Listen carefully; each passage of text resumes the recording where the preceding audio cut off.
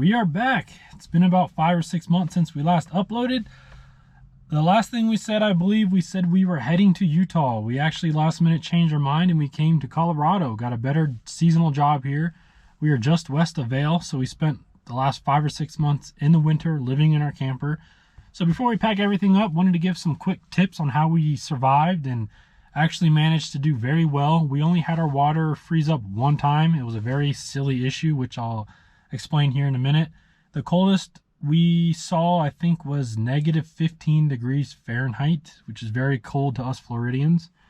So I think we managed to do very well. We prepared pretty well, so I'm just going to share it with the rest of the world. Maybe this can help anybody going into the next winter and preparing your rig. So stay tuned and let's get into it. So tip number one is skirting.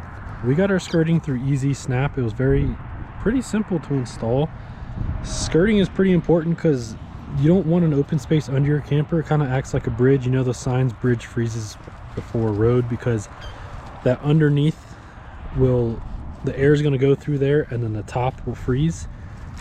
So with the camper, your underbelly will get cold, your pipes are better chance of freezing, and then your floors will get cold. So it's just a little bit more efficient. The way that the easy skirting works is we got the 3M. So behind this little button is this little 3M adhesive thing with a spike.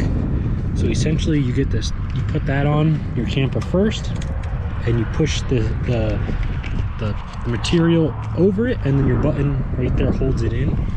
We went with the 3M because I didn't want to drill into our camper. We haven't had an issue with those falling off, but we did have an issue because this site is so unlevel that the front of our camper actually comes up very high. So what was happening was, the way we have this installed is we ran it really high because under here is a very like a bed liner material for the rock, so it won't scratch your paint. So our 3M wouldn't stick to that well. So we ran it up to where the paint was, and with that, running it up so high, our skirting actually came up high. And so with this unlevel site, wind was getting under there. And so we just had to add some extra, just for temporary, add some extra there to stop the wind from going under there.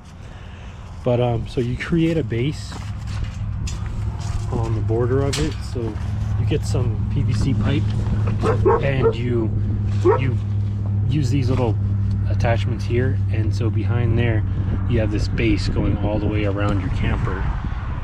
And we just put some extra rocks around because we've had some really gusty winds. So it's been pretty solid. So the only thing that we had to do is I helped support some of these buttons with some non-residue tape, because we get some pretty heavy southwest winds, and I'm talking 45-mile-per-hour gust. So I only have the tape here and on this side. One day I came home, and it was 2 months ago, and we had some really gusty winds, and before we made those modifications, wind got under the camper and it blew this entire side off. It blew one button off at a time, and before you know it, half the buttons are missing, and it was just no strength, and it all just flew over. So if we weren't in this gusty wind area, you know, I just put this tape, see, I'm kind of covering these buttons to hold this in. I don't even need to run it on this side. That's all we've had to do, just adjusting to these heavy winds we get from over here. Hi, puppies. And another reason we went with the skirting, it's a little bit pricey, but you know, a lot of people here at this campground have like that type of stuff, just insulation board. But what happens when you have to leave? It's all going in the garbage. You can't put it on your truck. With this, we just use the duffel bag that Easy Snap gave us, and when we need to use it again, we take the hour to 2 hours to set it all up, and we have skirting again. So yep. So step 2 is going to be our water. So our campground here, every water source, they do a pretty good job. This is open year round, so all of their water spigots are wrapped up, insulated, and they all have a plugged in heat tape.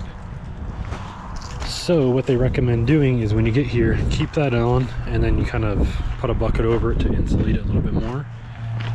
I did that, and I added a tarp. Plus our bucket, so all that heat staying in there. We have a heated water hose that runs up into our camper behind the skirting, and then comes up into there to our pressure regulator. We have all of our, let me see if I can get a flashlight back in here. But we have our drains. Can't really see much, but where our sewer dumps out, I have all that wrapped in heat tape, and then I have insulated like tape wrapped around that to keep it all nice and warm and from freezing. And I'll show you an example of that. So our sewer hose comes out through here. Take this off, and this is how I have it all wrapped. I have it under our tarp, under this foil tape, and then you see the heat tape right here. So during the winter time, our slinky hose never froze. Our water never froze besides one time. And the reason it froze is because all of your campers have your low point drains. Ours is located somewhere right here. And we did have pipe insulation, this stuff we had wrapped around it, but on that negative 15-degree day, it did freeze. And so what I did is I just went and got some more heat tape. I wrapped the heat tape on the low point drains, and within 30 minutes we had water. So they are currently wrapped in heat tape and pipe insulation. So that was the only time our pipes froze. And regarding all the water stuff, our camper does have the heated water pads under the tanks, and we've kept them on the whole 6 months. So I don't know how much that helps or not, but we've been utilizing them and keeping them on. All right, tip number 3 is space heaters. We have utilized space heaters to supplement our furnace, and it's worked really well. So we are using ceramic space heaters. And at the end of this, I'm gonna explain how to help prevent fires and make sure you're not overloading your rig, how to calculate your watts and amps and all that fun stuff. So we have one right here in our water bay to strictly help, and nothing here froze. Behind our water panel, we do have a vent, which our furnace helps put some heat in here. I added this. This was an old vent, furnace vent from our shower. I got new ones and put this one in here to help some of the heat go behind here. And I do have a thermostat here, which I'll go over later. We have this one running off a 12-gauge wire straight to our pedestal, because this outlet run, I believe, shares the outlet runs inside the camper. We'll go over that in a little bit. So we have that one that was in the water panel. We have a second one here in the kitchen area that kind of points back towards our bedroom. And then we are utilizing the one that comes with the camper, which does really well. So all 3 of those help supplement the furnace, which we set to about 64. And what that does is that helps keep the underbelly and the water pipes from freezing. So the tubes that come from the furnace is all a foil tube, and just the heat from that tube radiates in the underbelly and helps heat up your underbelly. And there is Taylor. Did we stay warm? We did, except for one night. Yeah, I already went over that. You forgot to turn it on. So I'm gonna kind of quickly help explain how to calculate the heater usage so you don't burn your camper down. All right, so here's a quick way to calculate how many amps your space heater is going to use. So you can look on the bottom. You can look on the bottom of your space heater, and for example, this one, let's turn it around. This one uses 1500 watts, and that's assuming it's on high. I'm sure when you start to go to low, medium, it uses less, but we're going to do the most amps it's going to use. So you take your watts, which is 1500, you divide it by your volts. I never know whether to use 110 or 120 on this, because it's always referred to as 110 and 120. I just always use 110 because that's actually going to give you the most amps it's ever going to use. So that way you're not overloading your circuit. So you do 1500 divided by 110, you're going to get roughly 13.63 amps. And then you make sure whatever circuit you have this on, you're not exceeding that. So I know I'm not exceeding this circuit because I believe it's on a 20 amp circuit. And that's why in the water bay, I had that one plugged in strictly to the pedestal outside, because I believe that outlet was on this same run. So if I had them both plugged in on the same outlet, it was going to trip it. And hopefully your circuit breaker does its job and trips it. If it doesn't, you're going to overload the wire. Hot wire equals heat. Heat equals eventually fire. And that's how these rigs get on fire. This fireplace has its own dedicated outlet behind this. And it's on its own dedicated, I believe it's a 15 or I think it's a 20 amp circuit breaker. So on the box or on the bottom of these, it'll always tell you on any type of device, whether it is a air fryer, whatever it is. If you look on the back of the device or the box, it's going to tell you how many watts it uses. And that's what you use to figure out your amp usage. You kind of want to do your equations, make sure you're not going over on your total. This is a 50 amp rig. Make sure you're not going over your total amp usage and keep it under that. So a quick way to check to see what runs you have and what your options are, just quickly go to your breaker panel, just like in a house. A house is probably a little bit more organized. It'll say room 1, room 2, or whatever. Your RV might be a little bit more spread out, but for example, our fireplace here, I see it's a 15 amp breaker. I believe the general, which is what this is on, and a lot of our outlets is on a 15 amp. So just, this is an easy way to see, and if you want to see what works on each run, just turn off a breaker, like general turn off, walk around with a phone charger or something and see what works and what doesn't, so you know what that breaker is powering, and then you can go from there. And I also want to say I am not a professional at all. I am not an electrician. I am not responsible for anything that happens in your rig. I am just a dude who did a lot of research during our shuttle bus build, doing the electrical system, the solar panels, sizing the correct breakers, the fuses for the 12 volt system, sizing the correctly properly sized wire for that circuit. So a bunch of hours went into research, and I'm just that dude applying. I'm the middleman of the research and the information that I've learned, but do your own research. A lot of that stuff stuck with me, and little stuff like that, those equations you can kind of figure out, but do your own research. Also take into consideration your other appliances that you're using. So let's say you have a 30 amp rig and you have one space heater, and then you go to turn on your microwave. You're almost at your whole ramp's capacity, your own rig's capacity. And then you're gonna end up tripping your main 30 amp circuit breaker at your pedestal where your RV plugs in. So just do your equation, little stuff like that. I know a lot of these older rigs have fridges that are propane and electric compatible, and if you're on electric, I don't know how much amps that old fridge uses. A lot of these rigs have electric water heaters. We have the tankless 12 volt propane water heater, which still uses a certain amount of amps on 12 volt, still the same certain amount of amps to get to operating temperature. But I know those 110 electric models uses more power. So just do your research on what your rig has, and if you're using space heaters, be safe about it. And if you know you've overloaded your rig, hopefully your circuit breaker at the pedestal switches off. And yeah, just be safe about it. I'm not professional, I'm not liable, so yeah. So step number 4, and I have them all written down so I'm organized.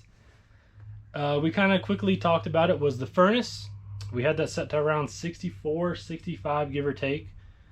I think a little bit higher than that when we first started out in the winter. In the single digits, it really helped out a lot. And I'm like a nerd with, every time we ran out, I would write it down and see how long, even from last summer, I just like to know how long tanks will last us. During the winter, we averaged about 10 to 14 days on one 30-pound tank. There was one time I think it was like 5 or 6 days, and that was when the temperature outside was like negative. Yeah, it really helped. Now, take into consideration, we use propane for our stove, our water heater, which I take long showers. We both take a shower a day. I take like 20-minute showers. Recently long showers. In the summertime, we'd get 30 to 32 days out of one tank. and it dramatically decreases in the wintertime. Using the furnace uses a lot of propane. That's why I like to use the space heaters safely to supplement that furnace, because if we didn't have these space heaters, we were probably going to get, I would say, 4 days a tank, if that. So yeah, we have the safe space heaters. You know, the ceramic is supposed to be safe. They're all knockover protection for the dogs if they walk by, and we tried not to leave them on if we weren't home, but they definitely helped out. Did you go over the option of like that they can supplement a larger tank elsewhere? Oh yeah, so we actually thought about that, and the smarter way to do it is you rent one of these propane tanks that a lot of people here have. We were gonna do it, but we jumped on it too late, and we just did the math. It didn't make sense for us. You rent a tank and you pay one fee, and I forget the fee. It's nothing crazy. Like $200 or $250. It was like essentially like a setup fee. Like yeah, it's like you don't rent it a month. You pay one fee. They come out here, and you pay to have that tank filled, and it's one set price. I think it was like $500 to $600 for the tank we were gonna need. It was like 250 gallon. I forget what it was. But then you save money on per gallon. So us going to Costco, we're averaging like $24 a tank. It's not terrible. It's not terrible, but you definitely save like 30 to 50 cents per gallon when you do it the large way. The truck comes out here and they fill it up. So if we were to do it again, it's a lot more upfront, but you save more in the long run. But we jumped on that too late. But yeah, if you were to stay somewhere for 4 or 5 months, definitely look into seeing if companies will rent the tanks to you, and they just come out here and fill them up. And that way you don't have to worry about, you know, your hot water heater, your propane tankless water heater running out midway through your shower, yelling at your other half to run out there and turn the tank over so you can have some hot water. But yeah, that definitely it'll help. Didn't help us, but it'll help somebody. Yeah. Tip number 5 for us. Staying on top of all of your temperatures. So we found this gauge on Amazon, and it keeps track of multiple zones. So right here we have indoor, right here, and I labeled them just with some painter's tape. That sensor that we went over earlier at our water panel, we have under our skirt where I showed earlier, our sewage dump and our gray tank dump lever. I have a sensor right there. And then this is just generic outside by our tongue jack. I also have another sensor because when we first started this journey, I wasn't sure how this tankless water heater was going to do. Sorry about the drawer. But back in here on the ground, can't see it. I don't have my flashlight with me. But I do have just a separate thermostat to keep track. This is behind the water heater. And I was curious to see, I didn't know how that was going to work. People saying they don't work below freezing. It has worked flawlessly. I think if you keep the back of it where all the water connections are warm, which is technically inside, you're going to be fine. I think once it starts to freeze, and if it's frozen inside, that means you're not living in it or it's really cold. But it did really well. So just keeping track of all your temperatures. You kind of want to know where you're cold, what needs more warmth. And, you know, during the winter time, I had all of these, I had like the water panel heater set higher. You see it's really dry out here, so we don't have to worry about the humidity and all that. But yeah. Tip number 6 is air movement. So we didn't have, like I said, it's pretty dry. We didn't have a lot of issues with mold. I haven't seen mold at all. But when it was really cold, we noticed, like for example, our corners, because behind this is aluminum framing, and the corners would frost. Back behind the couch would frost. So we just tried to use some fan movement. We really had to leave our, sorry, we did laundry today and stuff is everywhere. But these are closed closets, and I noticed back in these walls there's no air movement, and we would get frost built up in there. So during the winter our closet looked like this. We just left the doors open to get some air movement back in there. Same with our closed closet right here. Wherever there was an exterior wall and there was no air movement, we had to make room for that air movement. But besides that, I mean, we really didn't see much much moisture build up. We did notice the windows. Oh God. So That was terrible. the windows, okay, so you have really cold air outside and you have warm air inside. When they meet in this window, it creates condensation, and it's so cold outside you'd get ice on the windows, which isn't a big deal. Yeah, well, what's terrible about that is that when your entire thing is covered in ice and whatever, and the sun is directly on here, you That's get the heat, when you have get issues. the heat from the outside, and you get the heat from the inside, and then you have a waterfall. That's the only running down your issue window. we noticed was when there was too much heat at once, this ice formation now started trickling so fast that the drains weren't able to keep up, and you would have to come with a rag. Like a towel. Yeah, so that actually kind of goes into tip number 7, which was the window situation. We've seen a lot of people put reflectix. We had no issue with keeping heat inside. That was great. So I'm not sure what the issue is with reflectix. I can understand summertime, or maybe you have a cheaper camper or a not efficient camper. Ours just not in the sun. Ours did really well, but I'm not going to speak on, other environments or other campers. The only issue we had was that whole ice thing melting. And that again, that comes into the whole humidity thing. We're in Colorado, it's really dry, so we can't speak on the mold thing. I know that's a big issue out east. When it's very humid, you start getting mold everywhere. You're getting dehumidifiers. When we first got here, I bought a dehumidifier. I'm like, we don't need a dehumidifier. Actually, we have one. And we went and bought a humidifier. It was so dry, we were getting nosebleeds. We were putting more humid air in the air, so we didn't have nosebleeds. It's just a complete different thing than what we researched. So going forward, if it's dry, you don't need to worry about the mold as much. If it was humid and cold, I'm sure we would need to worry about the mold and a lot more airflow. But everything did very well this winter. Our reflection did really well in the summertime. Our only winter. It did really well in the winter time. So now we're getting ready to pack up. Spring is coming. Summer's coming. So, yeah. Any wise words? Oh, no. I'm good. No wise words for Hopefully me. we don't see you in another 6 months, but if you do, until then. Oh, you want to tell them some news? Well, no, I don't have it on. Oh, she doesn't have it on. I have the other one on. Okay, hold on. We'll be right back. All right, she's back. And with this, I'll add a little video at the end to kind of recap what happened. But, yeah. Uh-oh, somebody got engaged. So we took a quick trip to Moab, and Beautiful. yeah, the dogs pitched in, and we all kind of got her a nice little ring, and yeah. So I'll throw in a little video to that, but until next time. Bye. Bye. See how the frame looks.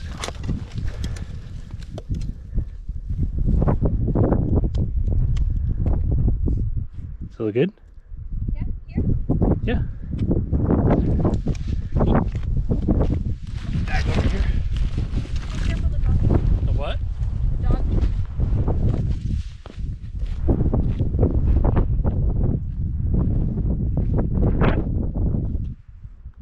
No.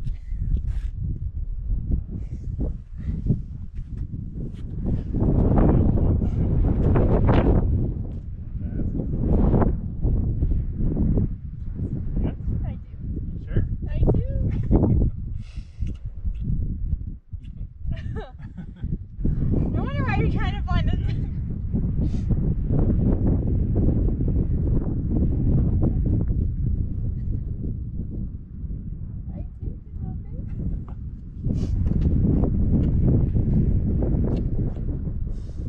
You're so sneaky. You expected it all? A little bit. A little bit. But I didn't know what you were gonna do.